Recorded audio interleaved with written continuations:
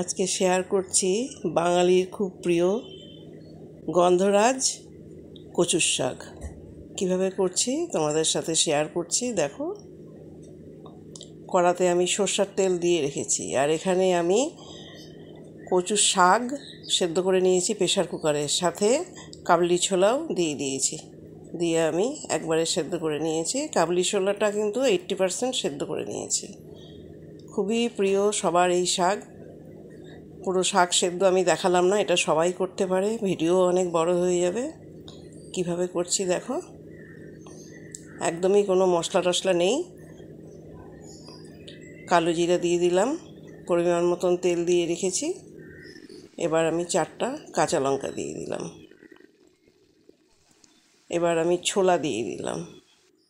ছোলা দিয়ে ভালো করে একটু নেড়ে চেড়ে নেব।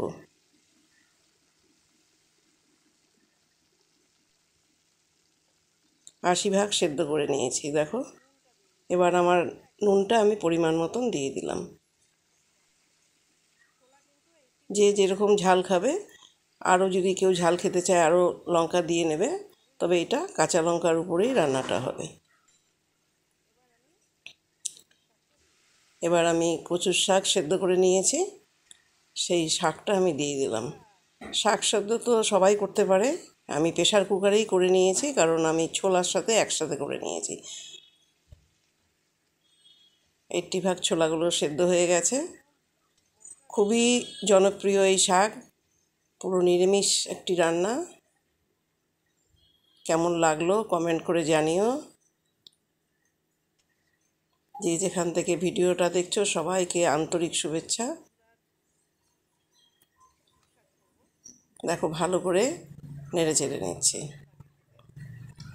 আমি তো কোনো মশলা দেই না, অনেকেই জিরে লঙ্কা দেয়, আমি তো কাঁচা লঙ্কার উপরেই রান্নাটা করি। খুবই ভালো হয় খেতে। এবার আমি নারকেলের গুঁড়ো দিয়ে দিলাম।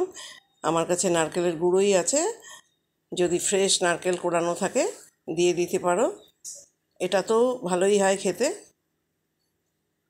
আমি নারকেলের গুঁড়ো ছিল, কেনা নারকেলের গুঁড়ো, সেটাও আমি দিয়ে দিলাম। দিয়ে আবার ভালো করে নেড়ে নিচ্ছি।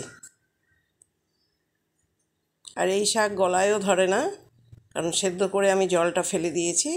এবার গন্ধরাজ লেবুর জেসটা আমি বের করে রেখেছিলাম, সেটাও দিয়ে দিলাম। এটাতে গন্ধটা খুব ভালো হয়। এটা আমার গাছের গন্ধরাজ লেবু,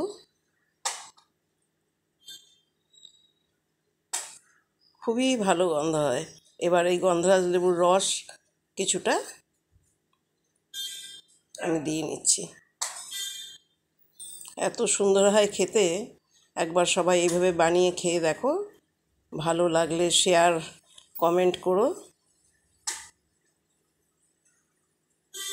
ছোট্ট ভিডিও, সবাইকে সম্পূর্ণ দেখার অনুরোধ করছি, না হলে প্রথম থেকে শেষ পর্যন্ত না দেখলে ভিডিও কেউই বুঝতে পারবে না। পুরো রান্নাটা শিখতে গেলে পুরো ভিডিওটা দেখতে হবে। দেখো কিভাবে করলাম। এইভাবে একবার সবাই বানিয়ে নিও। সবাই খুব ভালো থেকো, সুস্থ থেকো, সাথে থেকো। পরবর্তী ভিডিওতে আবার দেখা হবে।